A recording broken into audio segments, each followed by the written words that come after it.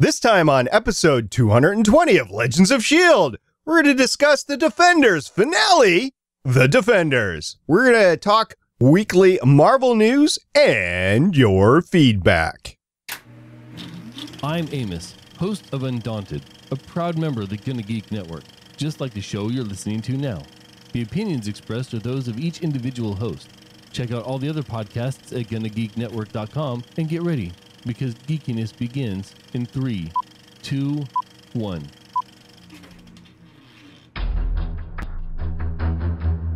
You have been granted clearance by Director Phil Coulson. Stand by for S.H.I.E.L.D. debriefing.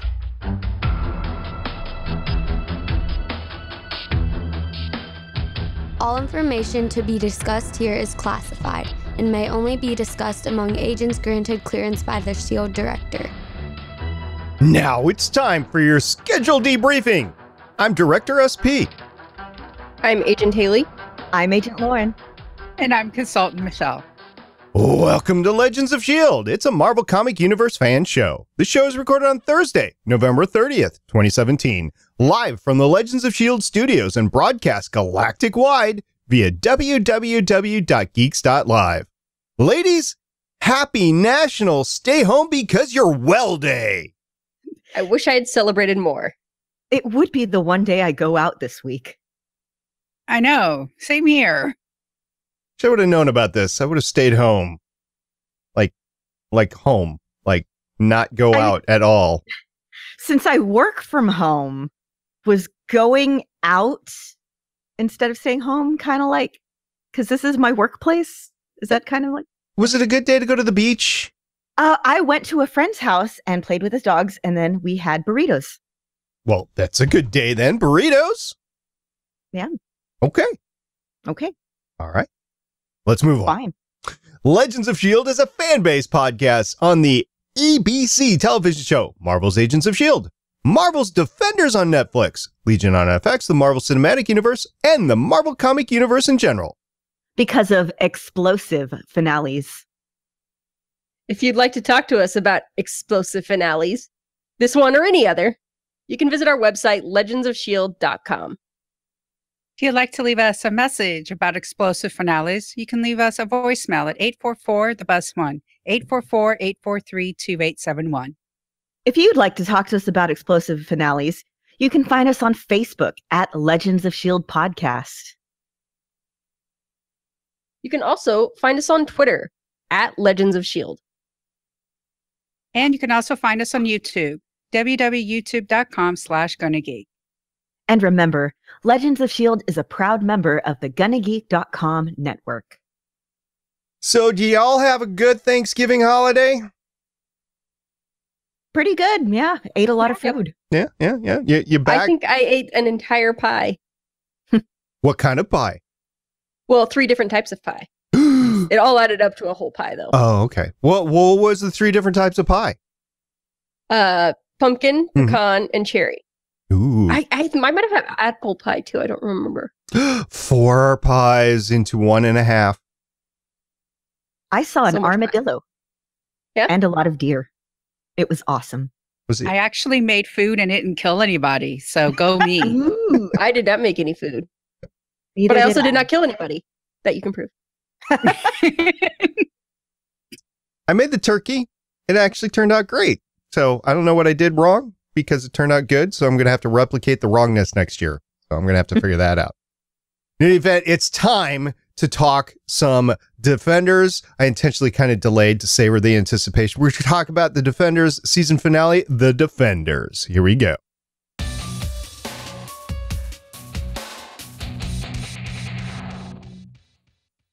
Michelle, the Defenders episode called The Defenders. So just so everybody knows, I'm not having a stroke or anything. It's The Defenders, The Defenders. So what's with the title? Well, the band's finally together. Matt has that moment of, I'm glad you guys are here with me and that we found each other. And of course, Jessica looks at him like, really? Like, what? But they're actually finally a team. Then they're the Defenders. I think the only time that they were actually a full-blown team was when they were down in the cave. Yes, and you have that classic Marvel team group shot, with the camera that likes to pan in a circle and then like go around all the team members to finally rest on the actual team themselves. This is an actual Marvel cinematic move. So Okay. So that's what it was. In the meantime, we're going to talk about the creative team before we get into the episode. So Haley, we're going to start with the director who directed this marvelous finale. This was directed by Farren Blackburn. This is his fourth time being part of our discussion here on Legends of S.H.I.E.L.D. He did a couple episodes of Daredevil, our episodes number 79 and 85, and he did an episode of Iron Fist, which was episode 197 for us. He has 25 directing credits going back to 2000. His credits include the show Doctors, also the show Doctor Who. Who? Like I said before, he has some Marvel experience with the Netflix stuff, Iron Fist, Daredevil, and now Defenders. He also did The Musketeers, Luther, The Fades, just a bunch of TV credits. So yeah. All right. Experienced in some good action too. So Lauren, who wrote this episode? Okay, it was written by a very familiar team. First off, there's Marco Ramirez, who is the Defenders co-showrunner. This is his 15th appearance on Legends of S.H.I.E.L.D. Wow. He's been on for a whole bunch of Defenders episodes and a whole bunch of Daredevil episodes. He has 8 writing credits since 2007, starting with a short film called The Room, which is not The Room, which is about to be turned into The Disaster Artist. Anyway, he did a few episodes of Sons of Anarchy, Orange is the New Black, Da Vinci's Demons, Fear the Walking Dead, and of course, Daredevil and the Defenders. And he's also the co-showrunner. We also have Lauren Schmidt, who has also appeared a bunch on our show, mostly for the Defenders, but a few for Daredevil. She has 8 total writing credits since 2004, starting with The West Wing, Justice, Drive, which one season but had Nathan Fillion, Private Practice, Parenthood, Do No Harm, Power, and then Daredevil and Defenders. Awesome. So a pretty... And he's also co-executive producer for Defenders. Of course. A very experienced crew, and I think it helped. It helped not only with the finale and the climactic end, but then what happened afterwards as well. I think that was needed as you set up these characters for whatever happens with them in the future.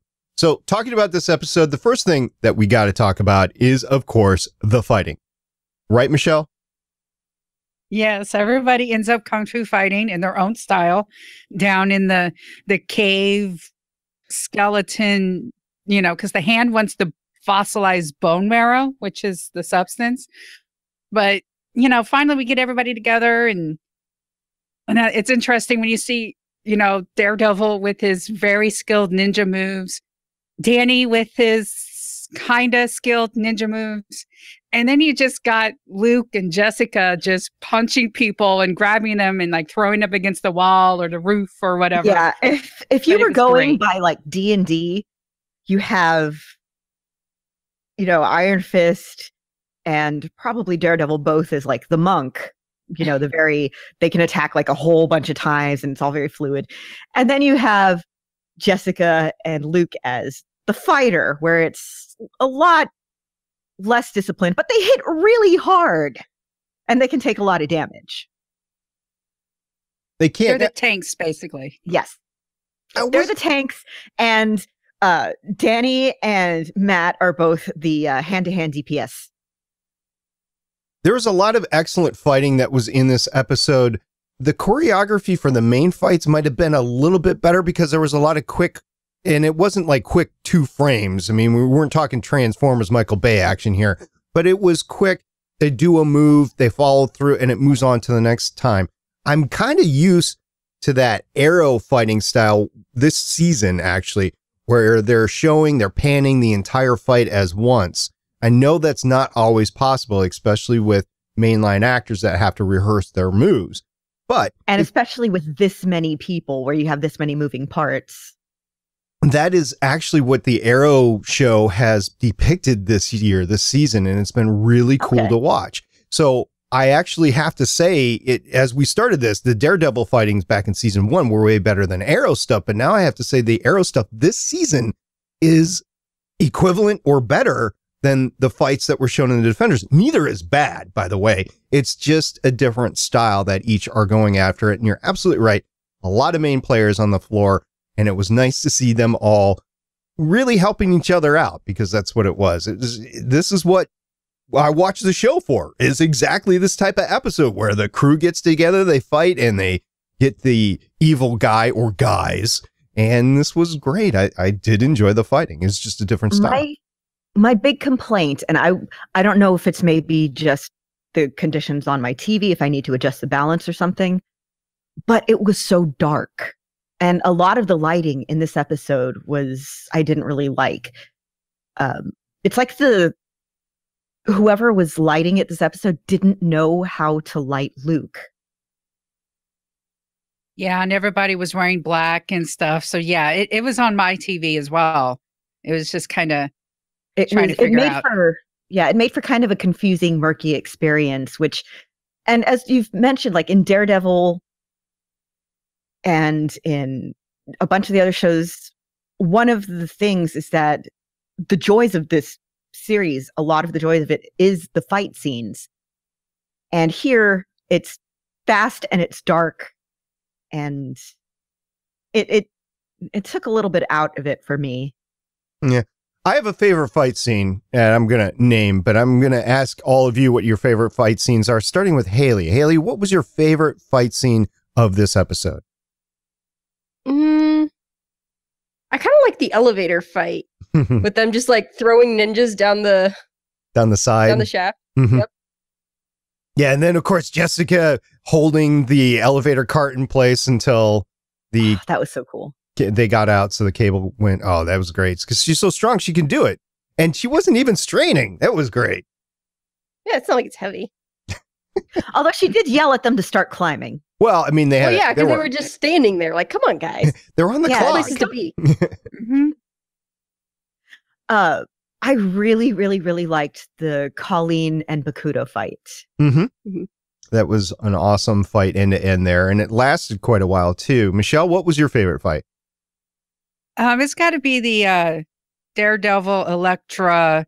It's fighting, but technically it's makeup sex in a way, or just angry, because those two have like the worst, like love, hate, despise, lust, whatever it is. And that fight scene, it was just basically them having sex in front of us. I mean, it was just intense and weird. It is not kinky. a healthy relationship. It is not. No. Matt could have gone to the elevator. Instead, he stays behind and has fight sex with his ex-girlfriend who came back from the dead. Why did these people are so bad for each other? And like, they're just. Sometimes I really wish that Netflix would do like a Doc Samson spinoff where it's just him, like just a little short thing, like little 5-minute shorts of him talking with, the Marvel superheroes, because these people need therapy.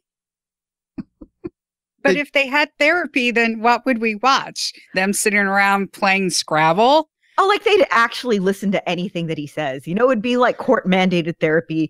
They'd go in, and then they would proceed to just completely ignore everything he says. But comedy could ensue. I imagine Jessica drinking during her court-required therapy session. I want to say there was an Avengers I want to say it was in New Avengers when they first brought it back in the mid-2000s. And there was an issue that was basically just all the Avengers going to talk to Doc Samson. And you see the point of view from over his shoulder, and he's just doodling notes. And it's hilarious. Like, he's like, these people are awful. What even is my life? So I have a quick Jessica moment since Haley brought up Jessica drinking. So she enters into her apartment after the whole thing, and she's bringing her bottle, right? And she all of a sudden she's going to use the bottle as a weapon. I'm like, no, don't use the bottle. Then you'll have nothing to drink later. You can use something else. It wasn't her first choice, but that's what she was left with at the time. Fine. Yeah, but it's like you can punch. So you don't necessarily have to have a weapon. Exactly. She could have put the bottle down and she could have gone in and had the fight and then gone back out to have the bottle. Use the door, like rip the door off its hinges and use the door as a weapon. She just got a new door. Yeah. That's why you rip it off its hinges. You can replace the hinges. I don't know. You can replace the door if you take it off the hinges. I feel like it's probably cheaper to replace the booze. That's true. Also, Prime now delivers alcohol, so she wouldn't even have to go out to get it. Yeah. It does. It's the best. But is it like 1 hour delivery? Yeah, you can do 1 hour delivery. Oh my God. Oh my God, it's New York. So she could probably have that stuff, stuff like droned in and just plop on the fire escape. I just changed Lauren's life. You did. Okay, my favorite fight scene happens to be similar to one of y'all's, but it is a specific scene in it. It is the Bakudo Colleen fight while Claire's on the phone. What's that noise? This is a really bad time. Also, Claire, put your phone on vibrate. Come on. You are not doing this. Into a building. This is not her first espionage, whatever. Like, she knows better at this point. That's why her label is sidekick for now. But she did pick up like a torque wrench or something and go into the fight. She took on a couple of guys herself. Well, yeah, she's been taking self-defense lessons from Colleen. Also, do you feel like this whole series just kept coming up with excuses for Colleen to not officially be with the Defenders?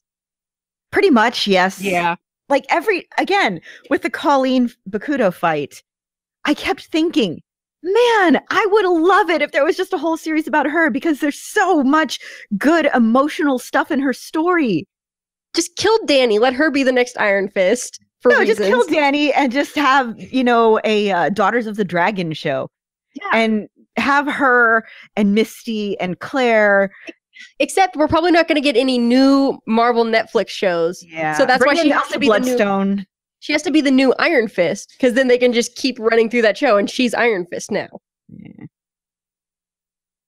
Well, we don't really know what their deal is. I mean, maybe Netflix can do what they want with the characters they already have.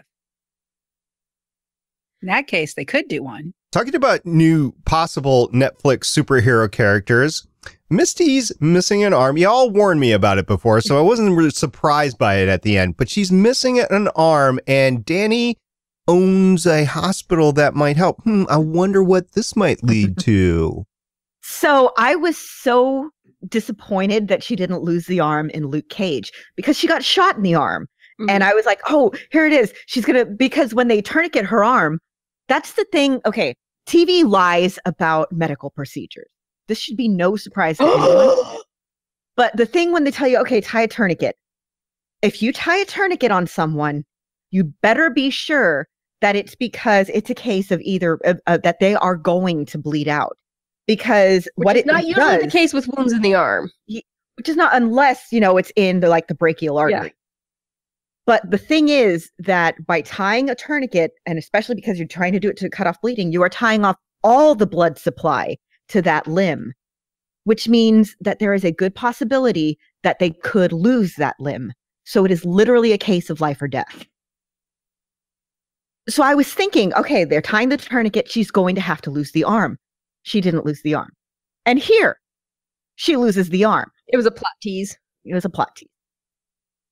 And so now we're going to get Misty Knight, as we know and love her from the comics, with her badass bionic robot arm. Which is going to be from Rand Technology instead of Stark Industries, when it should be from Stark. Yep. Well, maybe they're working together. It could be from Stark, like Danny paid for it and his hospital doctors put it on, but yeah, it's still Stark. I'd like that, but I'm not I wouldn't bet money on it, but I hope. The question is when we're going to see it. Are we going to see it in the next Luke Cage? Yep. We are, because we have gotten set pictures. Oh. There you go. So something that I was wondering when it happened, is there another series with this actor? It's the whole death of Matt Murdock thing at the end when they're at the bottom of the cave, the building comes down on him. Yep, And I'm thinking, totally dead. is he really gone? I don't know. Cause I thought for a second, yeah, they are moving off of Netflix. Marvel is moving off of Netflix. And I was like, maybe this is their way to get rid of him and start again over on whatever, their Disney streaming service in like 5 years or whatever. Nope. He's alive. Shocked, I say. Shocked. Yeah, that ending, that was a pretty good. I thought that was a pretty good cliffhanger to end it on, with Matt, all bandaged and shirtless again, oozing wounds. Yep. And then I had a question to these ladies before we started. Who's Maggie? At which we simultaneously replied, his mom. His mom. A bit of a spoiler if you haven't read the comics. Matt Murdock's mother is not, usually you see something, there's not a parent there. You kind of, because of pop culture, you assume, oh, the parents must be dead or something. No, this is not like a Disney death here. His mom was a nun. And this kind of ties into the whole Catholic guilt thing that he has, super religious Catholic guilt. So he wakes up in a convent. It's the little crucifix above the bed and everything. And that Maggie that they're asking for is, let me find her full name. See, I'm wondering if they actually went through the portal into Kunlun and he's in Kunlun, or if he's back in New York. Maggie Murdock, maiden name Maggie Grace, Sister Maggie. Yeah, this story, you can find out more about her in the Born Again story arc. I would assume find on sale every now and then. He's obviously not in Kunlun, because Kunlun is Buddhist monks, not like a Catholic monastery. Yeah, but I don't know that he's in New York City. So the Vatican would be like Kunlun for Catholics, I guess. Less dragons, more Dan Brown, I guess. Do not let Dan Brown near any of my Marvel shows, please. No. That would be interesting if I would like to hear his pitched idea though.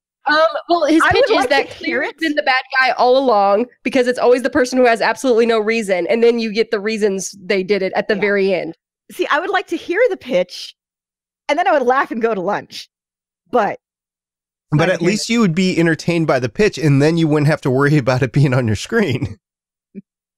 True. But yeah, he's in a convent and not Catholic Kunlun. Do you think Elektra made it out? I think she did. Yeah, and I think she's unkillable except for the times that she dies. Yeah, and I think Madame Gao got out too. So I hope she did. Yeah. So who's going to die more, Elektra or Jean Grey? Oh, Jean Grey.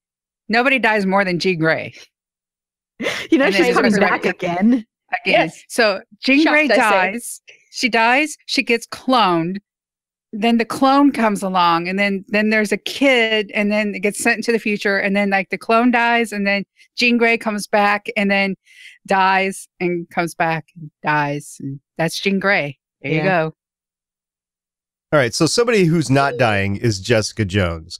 She did awesome in this series. I would say she was like the highlight of the series, but it was, aside from Danny, everybody else was just magical in this whole thing. She had the best dialogue. She did. Yeah. And so I cannot be the only one when Luke's like, I got an idea. And then the next scene is her in the elevator thinking, I don't want to get help. Let's get help. Let's go, Ironclad. Oh, God. I loved it when she called him that. And he's like, I'm the Iron Fist. She's like, yeah, I know, you idiot. But Jessica has a very drawn out finale at the end. And I think it was warranted because she's been through a lot. And we had her at the bar with Luke. We had her back in her office, and we had her in Trisha's newsroom. So at the bar with Luke, they kind of say a bunch of stuff that they really should have said earlier, but neither of them are very good at talking. Nope. She never got in touch with him because she felt guilty about shooting him in the head. And he never got back to her because I guess he felt weird about that too. Well, also the stuff with his wife. And then she asked him, hey, maybe we should get coffee sometime. And all of us giggle because we know what coffee means. Then with Trish is trying to make her feel better about, hey, you did a good thing. And Jessica feels bad because they left Matt for all they know, die. And Trish is trying her best to be like, no, you're a good person. You're a hero. And of course, Jess is very hard on herself. And then finally, she goes back to her office where Malcolm is being a sweetheart and learning to patch bullet holes. And then Malcolm, I think, is my favorite. He's so sweet. And then she goes to her door and she rips off the paper and the window is fixed. The window and the door is finally fixed. But for how long? But she lets Malcolm stay this time. She doesn't kick him out. Yeah. Meaning she's open for business now. Yes, she's open for business and she has learned how to be a little bit more of a team player. So this whole experience has been good for her. A little bit of therapy from the Purple Man. I think taking therapy from the Purple Man is a terrible idea. Well, right, but I mean therapy from recovering from her ordeal with the Purple Man. That's a better way to say it. Yes. Guys are so picky. We are. Words are important. And you're picky about who you ship as well. Not really. I will say that this episode convinced me that I made the right choice in shipping Claire and Colleen. Because once again, every time they hang out, it's like they have crazy chemistry. And then they keep trying to do the whole Colleen Danny thing. And I'm like, why though? Why? Yeah, just kill him. But Colleen is like, oh, Claire, you help people and you're a hero too. And you're amazing. And Claire's like, oh, Colleen, you're a good person and you can overcome anything. And it's just they're so supportive of each other. And then I liked it when they were when they decided to blow the building up, Colleen's like, hey, I can go, I can fight. And Claire's like, look, no, stay, protect me. She's like, yeah, okay. Yeah, I need you to fight to protect me so we can blow this thing up. Fanfic. Come on, people. But yes, I ship them hardcore. So y'all have been dogging on Danny pretty hard, and I have too.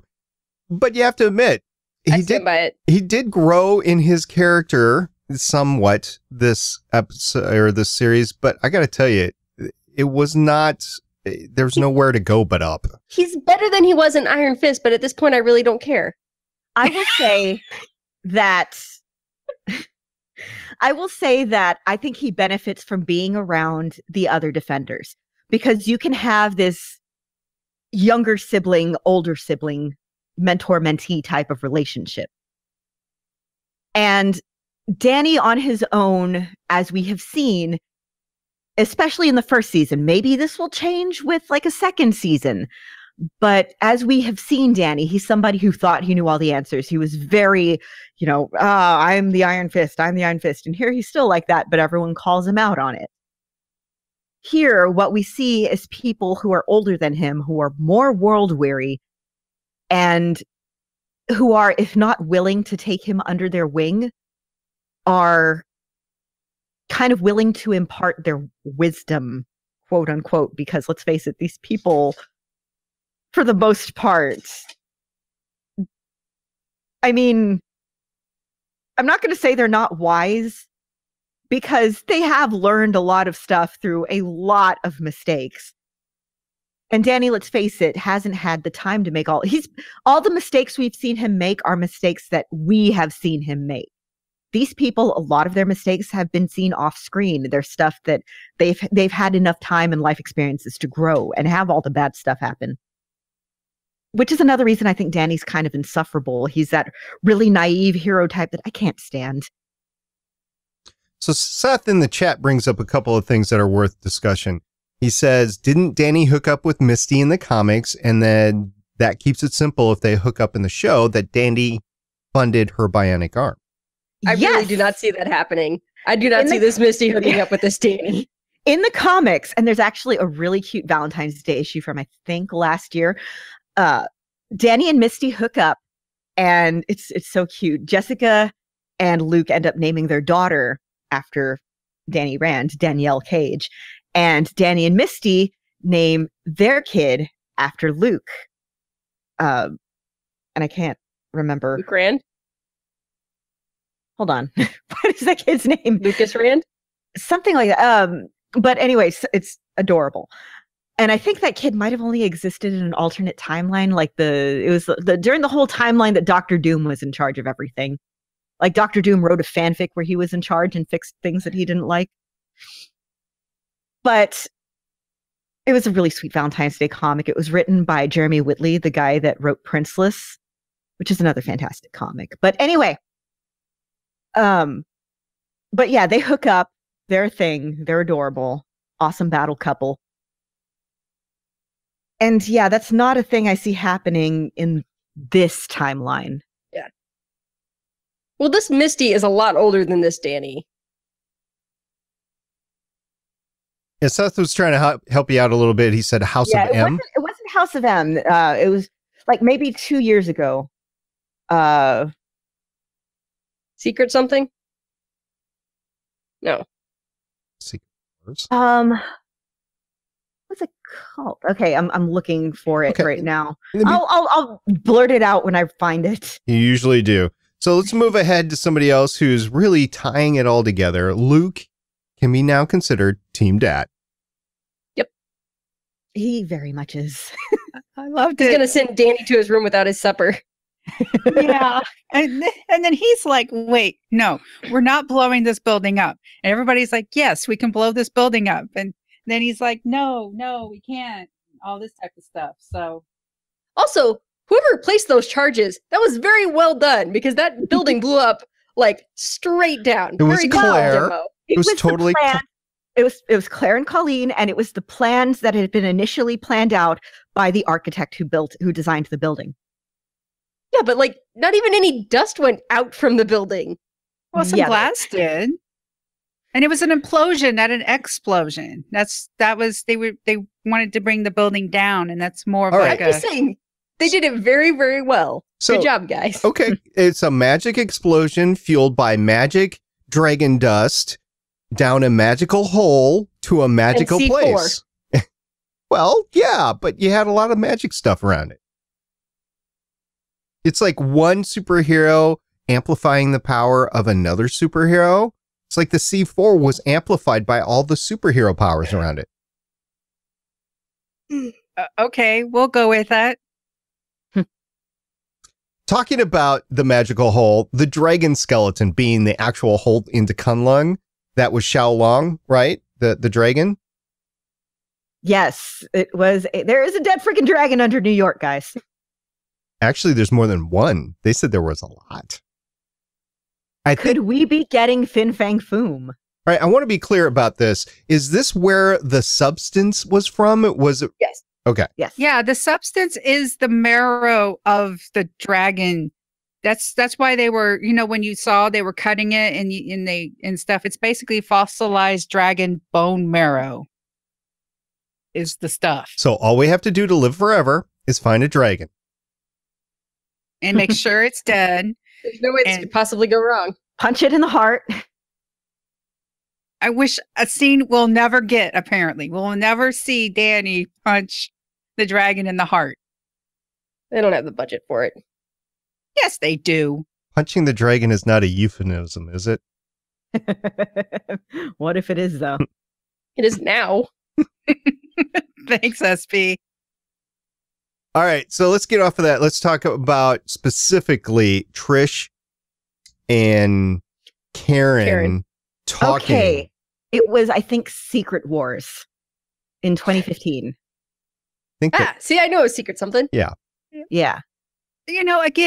Again, the police station completely open to these civilians. So Karen, a reporter, can just stand there and look at all this evidence and crime photos and go, hey, look at the story I could write.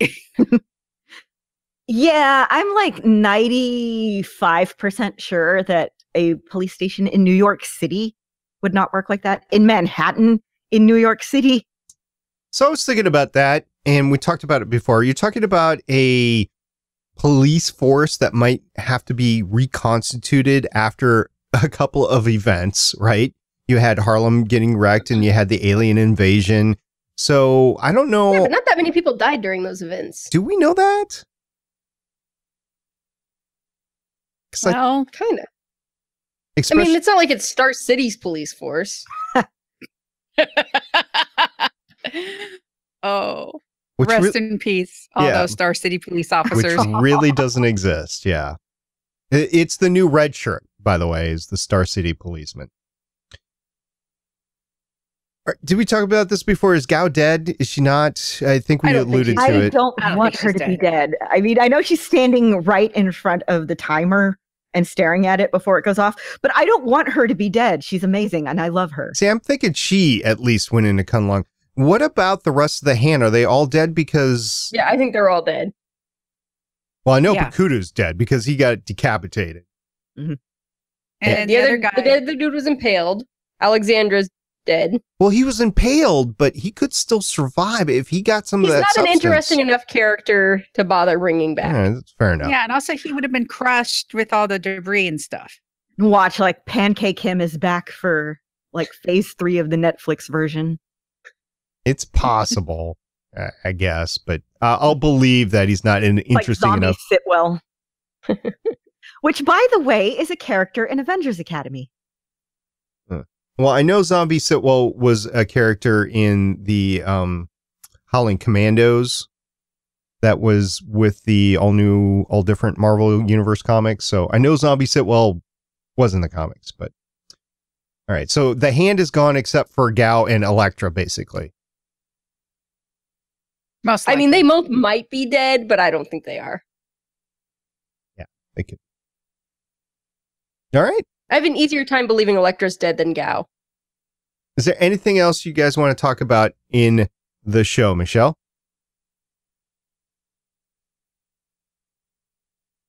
Again, it just really floored me when Matthew clearly had a chance to go on the elevator, was like, nope, see ya, I'll follow you. Yeah. And then he tells Danny to like protect my city, and then goes again with Elektra and their whole sequence. I just can't believe he did that. Well, Elektra said, I can totally believe he did that. Yeah, Elektra said, I know why he did. Okay, look, I know why decisions. he did it. I know why he did it.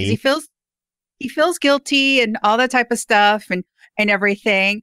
But I mean, I know why he did it. He wants to see light in her, blah, blah, blah, and everything. But it's not like it's one of those things where he was fighting her and it meant, to protect the other three. It wasn't like to protect the other three or anything like that. He literally was standing there and he was like, bye, everybody. And then he goes to fight her. That to me was just kind of weird. It would make sense a little bit. It's just kind of like that part I think was just weird, but I get why he did it. I know why he did it and all that type of stuff. It was just odd. Well, Elektra said that she didn't want to die alone. Basically, she wanted to either live with Matthew or take Matthew with her. I think Matt might have been thinking the same thing. Like he didn't want to live anymore without her. They are just so bad for it. That is the definition of a toxic relationship. Yep. Like we saw it. Okay, every time we see that it was foretold in that, or foreshadowed or whatever, in that flashback of them in Daredevil season 2. When they are together, they are bad for each other. And now they have literally been around. They might have caused each other's deaths. It's bad. They have literally been around death with each other. It's not good. And like a good relationship is one where you love and support each other and sit around watching TV and like eat pizza and, have a good, healthy, communicative relationship, and not one where you fight frack in a hole in the ground in front of a dragon. Until you bring a building down on top of you. Yeah, that's bad. And Stick's not around to piece the parts back together afterwards anymore. Mm-hmm. R.I.P. Stick. I mean, Stick is like world's worst dad. So Yes. that's okay. Has an Give ice him cream a world's moment. worst dad mug. It's cracked. Indeed, indeed. All right. Anything else, Lauren, we haven't covered yet that you want to talk about in this show specifically? Just that I wish we could just get more of them interacting all the time. And I understand that logistics wise, it can't happen that way all the time, but I want it. At least pop-ins, right? Little crossovers, little mini crossovers. That'd be awesome. I think we'll get more of those now that they've done the official big get together. I think they're freer to cross things over. Yeah. Give me it. Give me Danny and Luke Cage. Haley, anything that we haven't covered? The tragicness that was the look on Foggy and Karen's face when Matt didn't walk through the door. Oh, God. and the camera looking at the door the entire time. That was Because I mean they've both been waiting for this since they found out what he was doing with his evenings. Just the night that he didn't come home. That is the moment that I started thinking, is there going to be another Daredevil series? I don't remember them announcing another Daredevil series, and they are moving off of Netflix. Disney is. I mean, you move Karen over to Punisher, you move Foggy over to Jessica Jones. Yeah, it's all doable. Yeah, I can see that. And speaking of Foggy, him feeling so guilty, feeling that he helped Enabled cause Matt. this. Yeah, that he was an enabler. Oh my God. But Claire was right. You know, Claire told him, it's like he was committed the first day I met him. You know, he loved the city more than he loved himself. And there's nothing that they could have done. That's why she dumped his ass. Mm-hmm. But good old Foggy saving the day because reports weren't filed and all that type of stuff. Foggy knows how it works. Foggy uses lawyer magic. That's his superpower. Okay, so we've been through the entire Defender series. I actually think, personally, I'll just lay this out there, that it was the best out of all of them so far, at least for me. I like the team-ups, I like the world building, so this did not disappoint one iota. What did you ladies think of this series? Let's start with Lauren. I still think I liked Luke Cage better in that,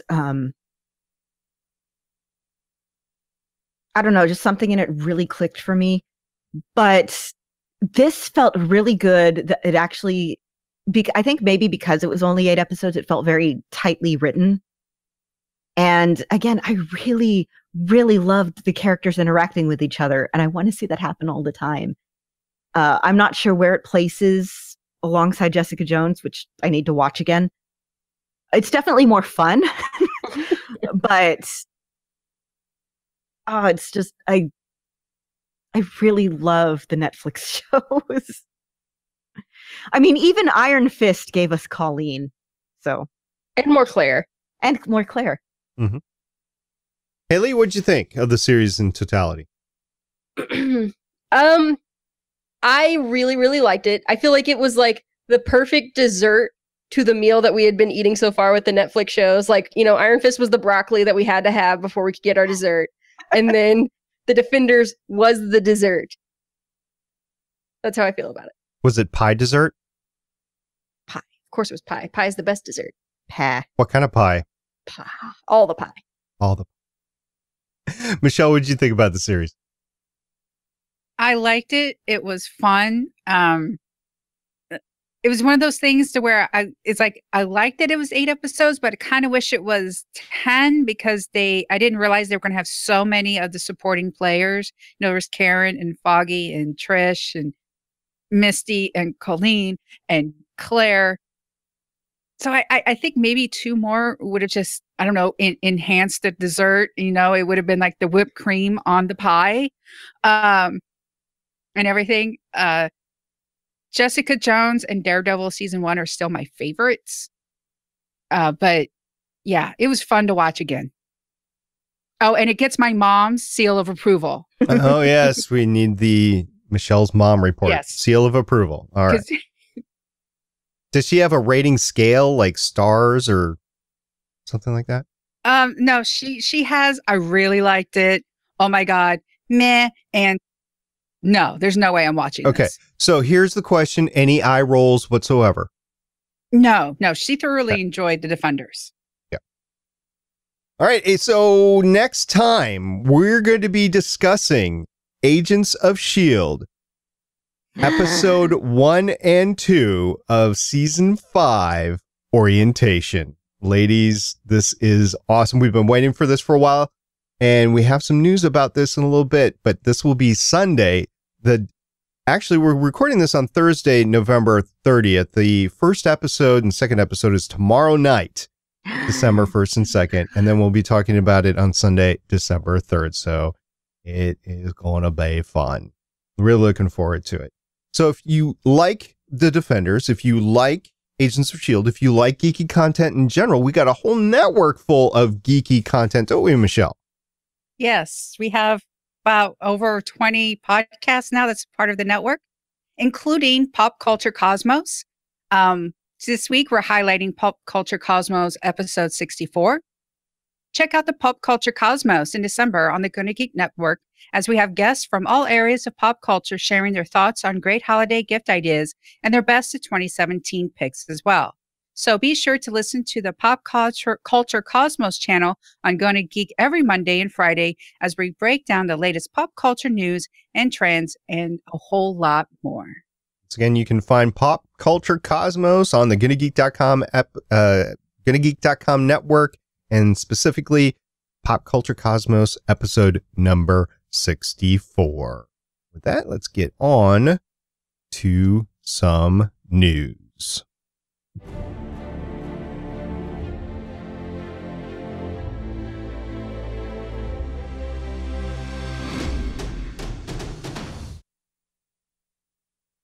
News. The biggest news of the week. Avengers Infinity War trailer. Holy crap, guys. Oh my God. I freaked out when I saw this. I had just woken up and was checking Twitter, and I was just like, oh, it's another horrible day in the hellscape. And then that popped up, and I'm like, everything is better now. Oh my God. Like, I don't know. Like, I watched it multiple times and I don't know what I think. My favorite is basically all of Wakanda comes to the aid of the Avengers. And I'm just like, oh, yes. Like, it has me even more hyped for Black Panther, and it has me just so excited. I'm like, ooh, and then there's this person, and then there's this person, and I'm going through like IO9's breaking down like each scene and who is in it and what's probably going on, and I'm looking at the backgrounds, and I'm like, okay, well, this background doesn't match this, so they're probably faking this out with this, but this background matches this, so this is what's probably going on here, and I'm just so excited, you guys. I like that the last little bit, the last little blurb, the last little scene in the trailer basically explains what we saw in the post-credit scene of Thor Ragnarok. Yes. Also, Teenage Groot. We get Teenage Groot. I'm just going to assume Black Widow has blonde hair because she's been in hiding. That's what I'm thinking. Maybe. I have no idea. Or Scarlett Johansson was like, I'm not wearing that wig anymore. It makes her look so much like Yelena Belova, though, who is another Black Widow, and who I remember when I first started getting the comics back in when I got back into comics in 2000, 2001, there was ads for these trading cards. And there was one that had this really, really prominent picture of Yelena Belova. And she looks exactly like Scarlett Johansson does in that costume. Well, Captain America's got a beard, so. Yeah, he does.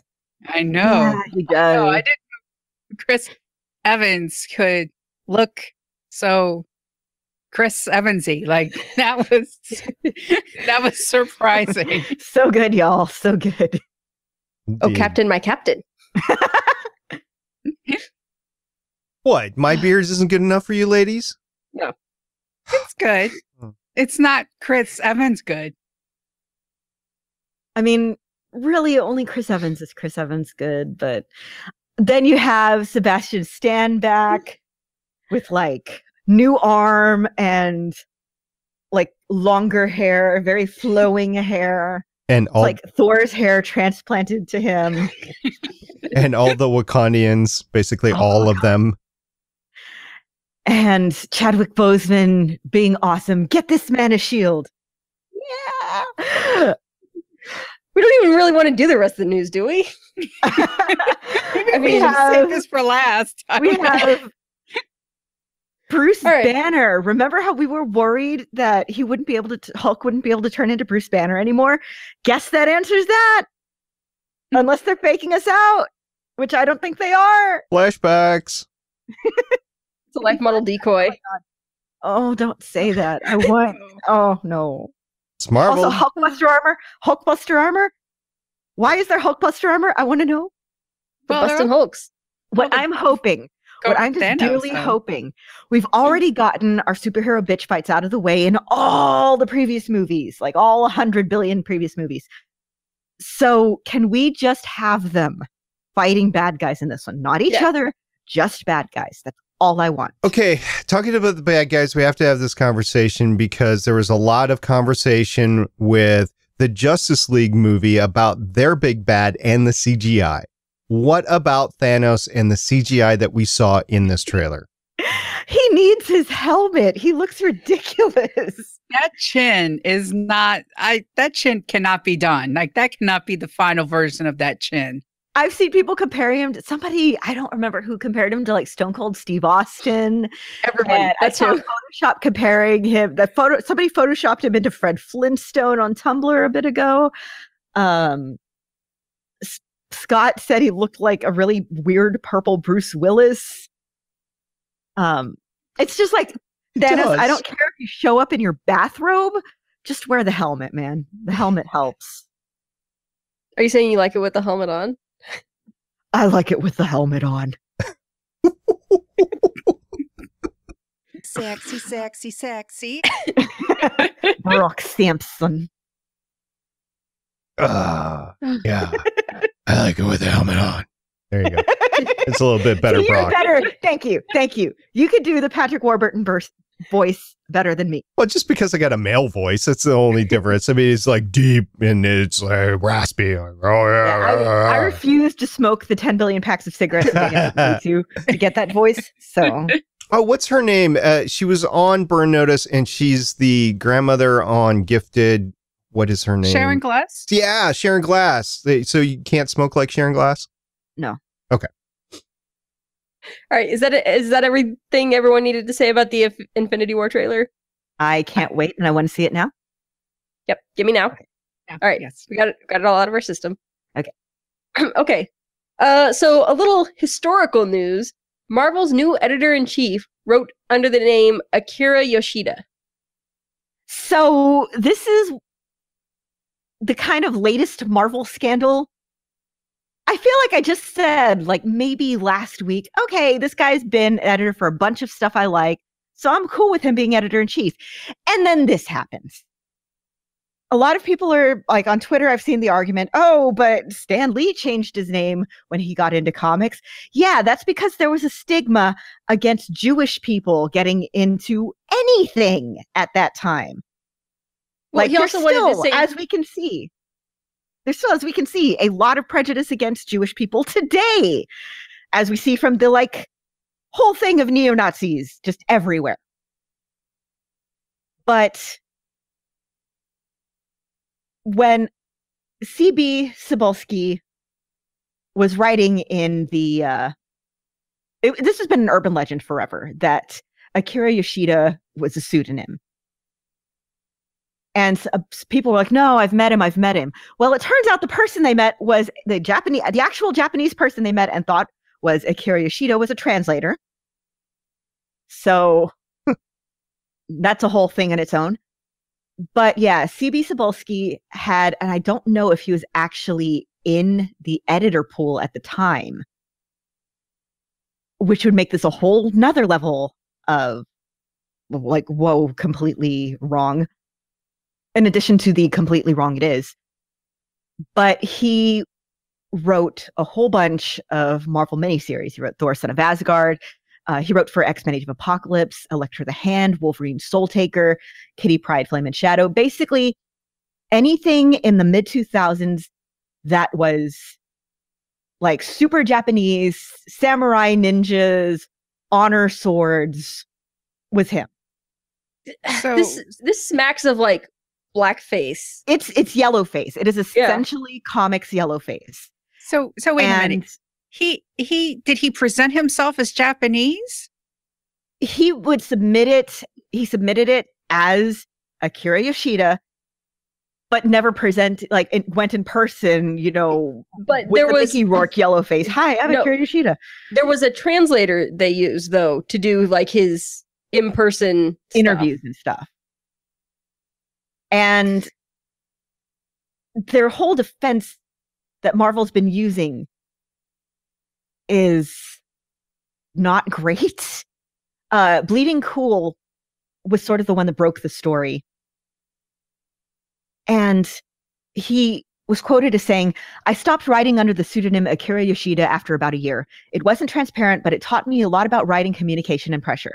I was young and naive and had a lot to learn back then, but this is all old news and has been dealt with. Blah, blah, blah." Okay. The thing is, lots of people use pseudonyms.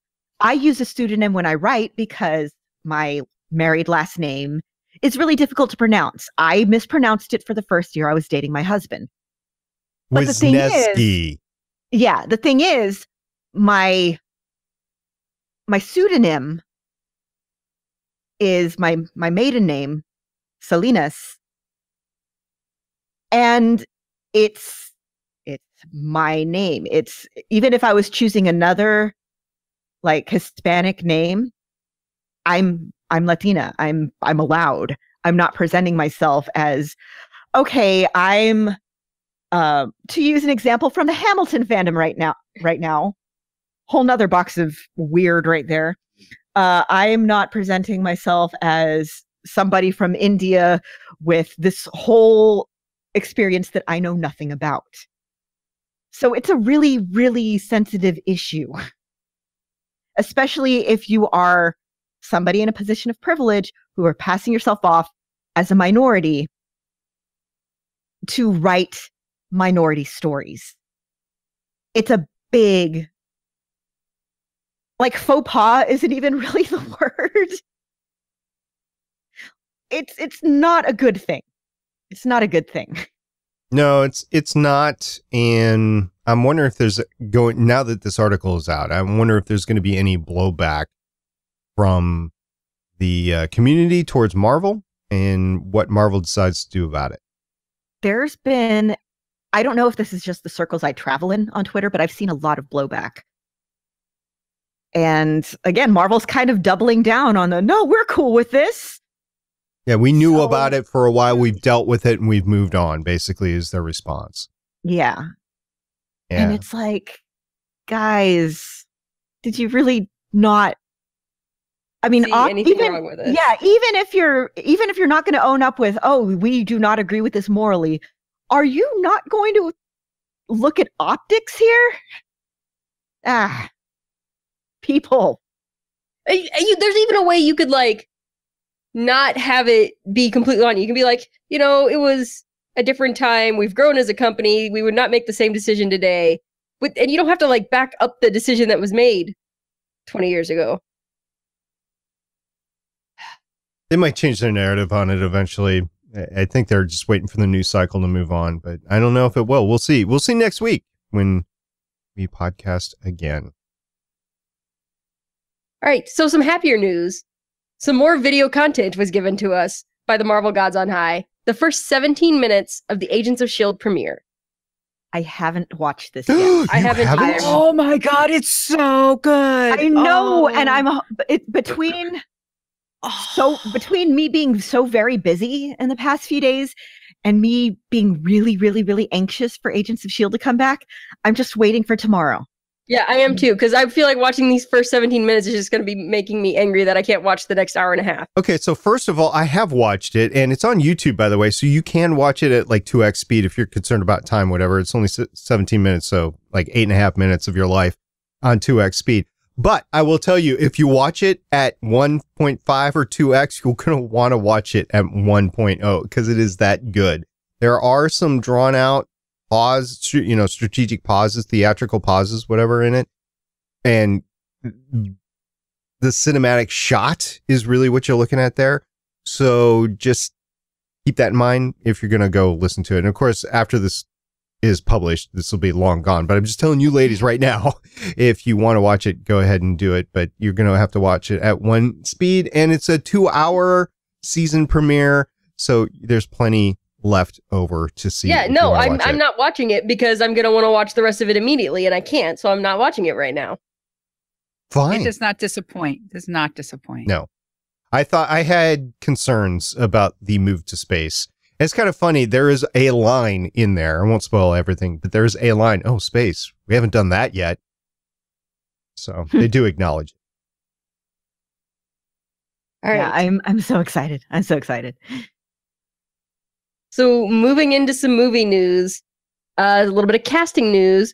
Jude Law is going to be playing Mar-Vell in Captain Marvel. So for those who don't know, in the comics, Mar-Vell is a Kree who is the original Captain Marvel. And it's due to a basically industrial accident, lab accident sort of thing, that through an interaction with him and what was it, like weird space energy and a ship, like a plane or something, that Carol gets her powers. Carol, who is the current Captain Marvel, was Miss Marvel, current Captain Marvel. I have no idea in what context they'll be using him here. I have no idea if he's going to be a big part of the movie, but I tend to like Jude Law and stuff. So, I mean, sure, why not? What was Well, in this article is actually saying he's in negotiations to play the part. I think it was, well, when I saw, okay, I should have linked the one from IO9 because the IO9 one updated with okay, confirmed. So what was that movie that Jude Law was in? Captain Tomorrow in the World of Tomorrow? Sky Captain in the World of Tomorrow. Sky Captain in the World of Tomorrow. Okay, fine. So he was good in that, and I could see that character. I can see him playing that type of character as Mar-Vell. I can see that. So for me, this makes sense, but I don't know. I can't wait. I want to, since we've established the Kree as this kind of villainous, like, species so far in Marvel, I want to see in what context they use Mar-Vell, who is an established Marvel hero. Like, and I think, yeah, you're right. I'd love to see him as this, like, kind of, knight errant, off to save the universe and comes in contact with Earth, and I don't know. Yeah, stuff happens. I don't know. I want to know. I want to see it. Give me it. We'll see it soon enough. Eventually. Not soon enough. All right. Next up, Sebastian Stan has a message for his dad that he passed on through Good Morning America. So the Infinity War trailer debuted on Good Morning America earlier this week, and Sebastian Stan was there for that. And the next day, they had Mark Hamill on for Last Jedi. Now, why am I bringing this up? Because the internet has decided that they are father and son, because Sebastian Stan looks uncannily like a young Mark Hamill. If you don't believe me, look up the pictures. It's really weird, but it's fun. And they've been running with this for like what, a year, 2 years, a while. So we're linking the YouTube video of the Mark Hamill interview, and this starts at about 4 minutes into the video. The message that Sebastian Stan left. It's fun. It's just, these two their banter back and forth is just great. And there's not really banter here because it's a video message, but it's, again, taking the joke and running with it. Right. And our last bit of news for the week is that Marvel's Runaways has premiered on Hulu. As of this recording, there are now 4 episodes out, I believe. I have seen the first one. I have seen the first 3. I don't have Hulu, so I haven't seen any of them. They're really good. There's one really gratuitous moment that I'm upset about in the first episode involving Carolina. But other than that, I'm really happy with it. The casting is fantastic. I'm pretty much in favor of all the changes they've made to adapt it to television. And I'm really enjoying it so far. With the exception of that one moment that I don't think needed to happen in episode 1. I think it was to establish that guy being a savior and give him an excuse to break off from the Exactly, but cookie guys that he's been with. Make him a hero. Yeah, but I don't think I don't you guys know. Yeah. It's a pet the dog moment that I don't think needed to be what it was. You could have had him be established as a nice guy a different way. Yeah. Or you could have not established him as such a douche up to that point. Yeah. I mean, the only thing I could take away from it is that it shows guys what they should do and be on the lookout for and actually prevent that type of thing to happen. But so I'm looking for a new comic book show, and I've got The Gifted and I've got Runaways available. Which one do I choose? Honestly, I'd say Runaways. I haven't seen enough of Runaways yet, but The Gifted is really, really good. Yeah, The Gifted is really good, but I'm really loving Runaways so far. You've seen more of it than I have. Yeah. My answer is both, but yeah. Like, yeah, why not both? Yeah, both and save Punisher for later. Yeah, I still haven't seen Punisher yet, and I really want to because Karen Frank. But yeah, my mom, she's watched it. So first off, she watched all of it, so that makes it better than Iron Fist because she only watched 3 episodes of Iron Fist. But she was just like, wow, I didn't know there'd be that much blood. I assumed there would be a lot of blood. Yeah. But it's better. It's better than Iron Fist. Like, there you go. But that's all we know about Punisher yet. All right, that's it for the news this week. And we're going to move on to the feedback.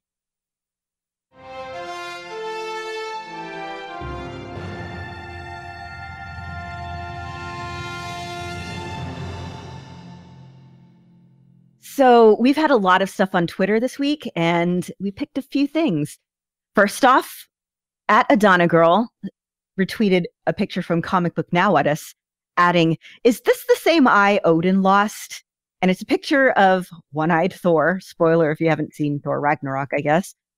And now I'm looking. It is actually, yes. Again, All-Father Thor. Like father, like son. Yep. It is the right eye on both of them. The eye patch that Thor wears at the end of Thor Ragnarok, by the way, is very... it's a unique eye patch. Of course, there's no strap to it. It's just sitting there on his eye and makes it look both futuristic, spacey, and like it's Norse out of armory. Yeah, I liked it. Yeah, I guess they had. I don't know where. Okay, I was gonna say I guess they had spares from the ship, but then I remembered it's not an Asgardian ship though. So I don't know where they got it. Did they? I don't know. Thor's just been carrying it around in case he ever lost an eye. Oh, no. Maybe Loki had it in his pocket from when he was pretending to be Odin. Oh, that's a good idea. He's just carrying spares. At Mr. Paracletes retweeted a tweet from Elizabeth Henstridge with hashtag Skimmins. Elizabeth Henstridge said, "Happy 100th episode, Agents of S.H.I.E.L.D. But also, it's our wedding, so..." And then the cake emoji. Hashtag Skimmins. Hashtag Sazy, ? Hashtag Swake. Wait a minute. She's getting married to who? To Daisy, of course. Her one true love. Yes. Well, which one have you been watching? Yeah. Okay. To which I'll run with it. Christy at Adana Girl replied, "Has anyone broken the news to Fitz yet? Dude can't catch a break." To which Mr. Paraclete said, "Or Simmons is Polly and Fitz is cool with it." I mean, it's 2017. Anything's possible. All you gotta just if you're cool and your partner's cool and their partner's cool, whatever. Everyone just be cool. Everyone just be cool. Hashtag Skimmins. And also hashtag Science Babies. Just give me all the happy love. All the ships. All the ships. And finally, at Andy Mingna gave us a tweet and some pictures and said, found Stan Lee in Bulgaria. Have y'all taken a look at these pictures? No, I haven't yet. It really does look like Stan Lee. Like Stan Lee apparently has a twin in Bulgaria. So good to know. Yeah. I know there's that theory that we all have lookalikes. Like we all have a twin somewhere on Earth. Statistically. Yeah, I've been approached like at least 5 times. Didn't I see you in Chicago last weekend? No, I was not in Chicago last weekend. I think I see doppelwingers all the time. Is it the hat? I don't know. He has a face that I swear I see. Like, there was a guy who lived in my apartment complex when I lived in Arkansas that looked like him. And then I know I've seen one in Phoenix as well. All right. The Wing, by the way, is the Nightwing that started this podcast way back when. Yes. Yeah. Still hosting Legends proper. Indeed. Right. He is. Yep. And that's it for feedback this week. All right. We're going to get ready. And Michelle, what are we going to do? We're going to climb the shaft this one out. Climb the shaft. Climb it, baby, with the helmet on.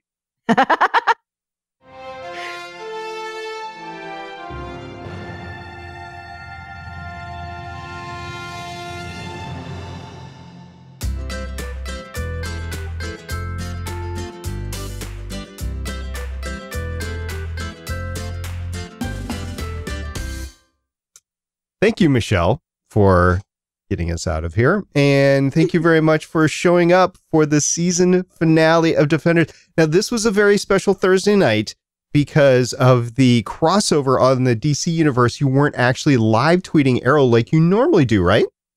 Correct. There was the 4-hour, 2-day epic event, Crisis on Earth X.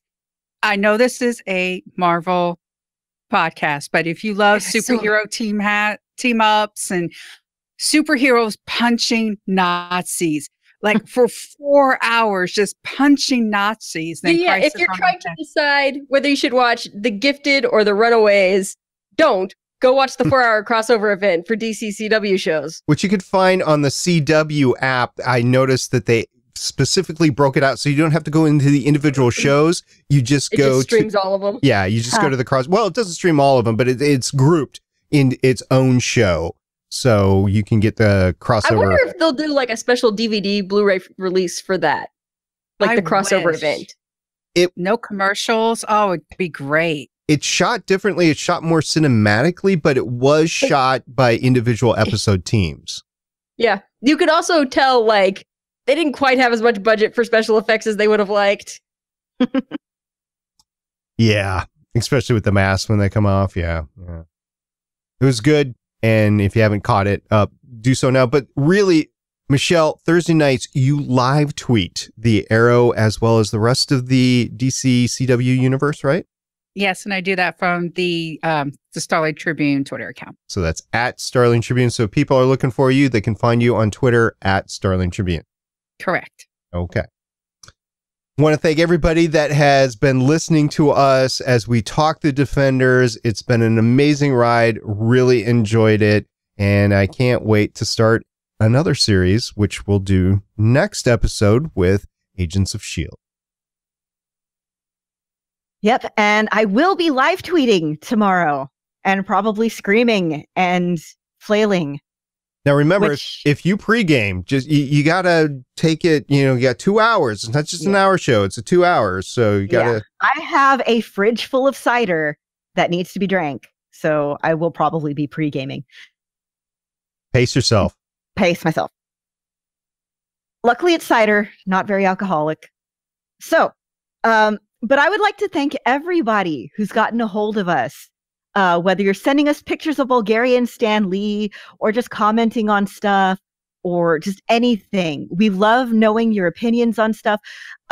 Anybody who's going to show up to the live tweet. I love live tweeting with you guys. It's so fun. Just thank you guys so much. You make these weeks amazing. Yes, thank you to everybody that's listening. Thank you to everybody who sends us feedback through any of our forums.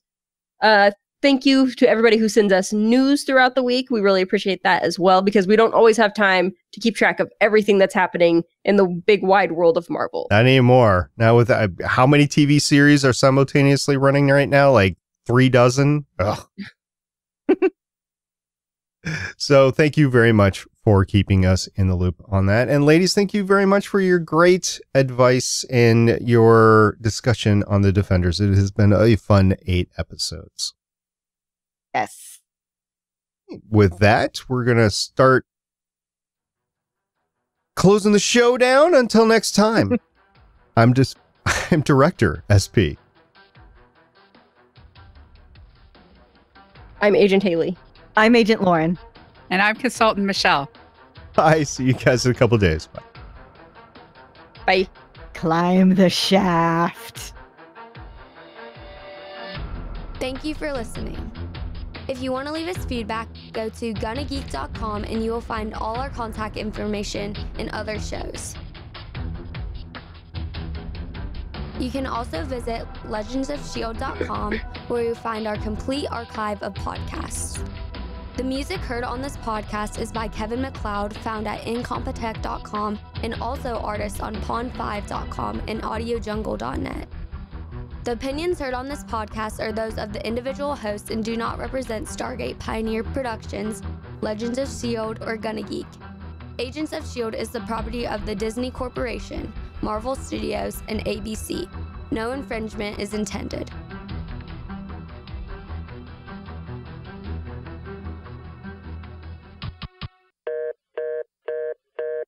Legends of S.H.I.E.L.D. is copyright 2017.